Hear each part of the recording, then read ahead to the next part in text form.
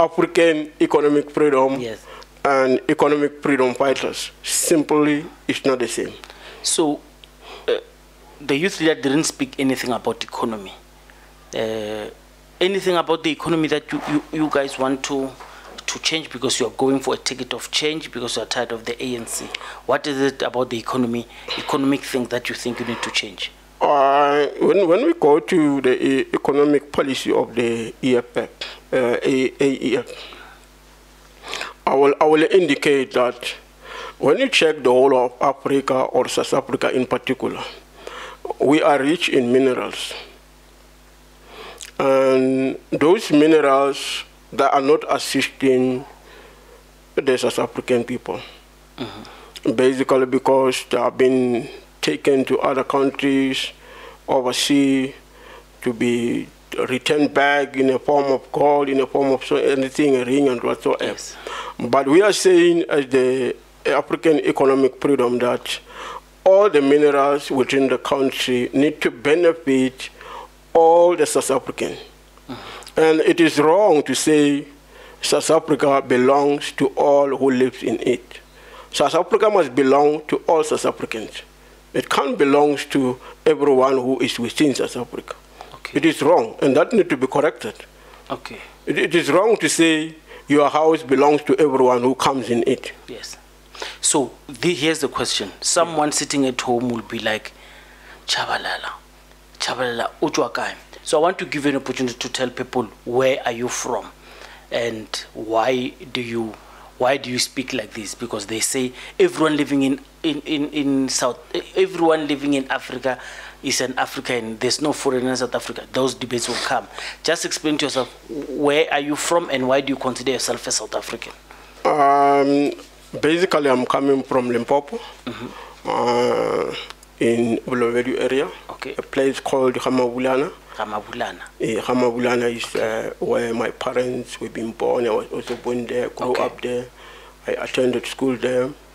Then I came to stay in Joburg, in Tembisa particularly, basically because of some work reasons. Yeah, so basically that's who Given is.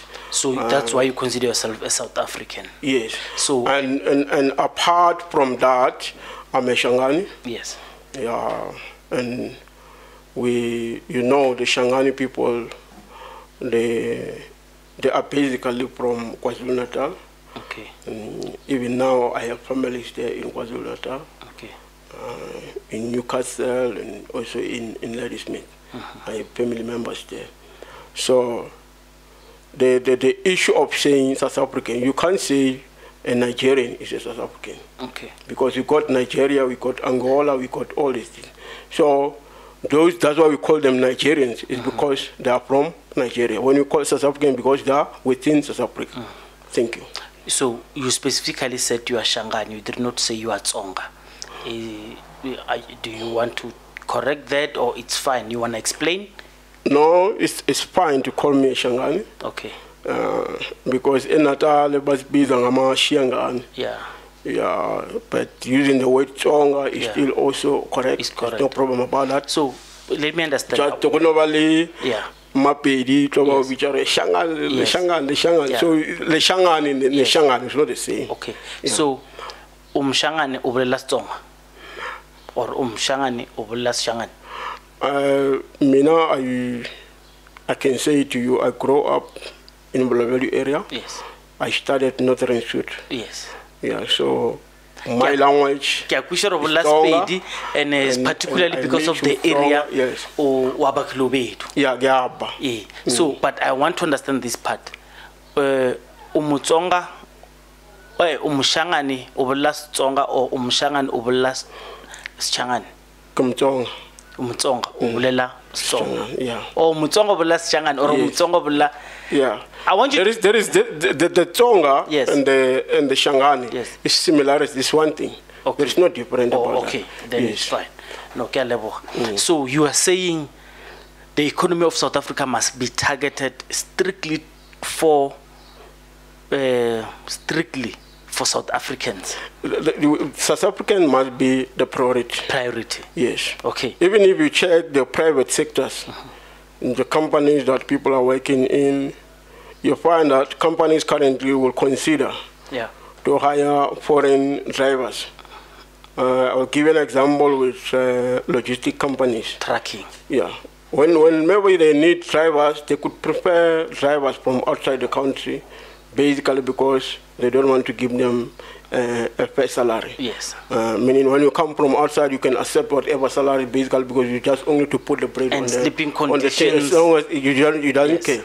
Even if there is no problem found in your salary and the stuff that you. But we are saying as the AEF to say whatever economic policy we are having, the first priority, the first people to benefit are South Africans. Mm-hmm. We are not saying we need to do away with Africans, but you must consider your children first before you consider the children of your neighbor. I see you say if someone comes into South Africa without a work permit, that person must not be allowed. So if someone has don't want to talk about working visas, someone has a student visa or someone has a visiting visa, and you find that that person came in as a visitor, but now they start working, what penalty do you guys think will suit the as the African economic freedom, we still going to have a policy conference where we shall be dealing with the issues of immigration, where issues of visa, issues of work permit will be debated, and we come up with a conclusion. But to the point, that, as I have said before, that our focus is that the economy of the country must benefit the citizens of the country before it benefits whoever is outside. Okay. So you are going to the elections, but you still have doubts on how you are going to implement should you win. Do you not think that is worrisome? No, it's not worrisome to us. We have a manifesto that is been launched yesterday in the Eastern Cape, and all provinces will be launching the manifesto, whereby even the economic issues will be debated within the manifesto, and that will be shared, and people will understand us better when we go to province by province and also go to regions by regions, word by word. People will be coming understanding the ideology of the African economic freedom. Let's discuss the logo, and if people say yourselves, you look like EFF. Do you feel there are similarities?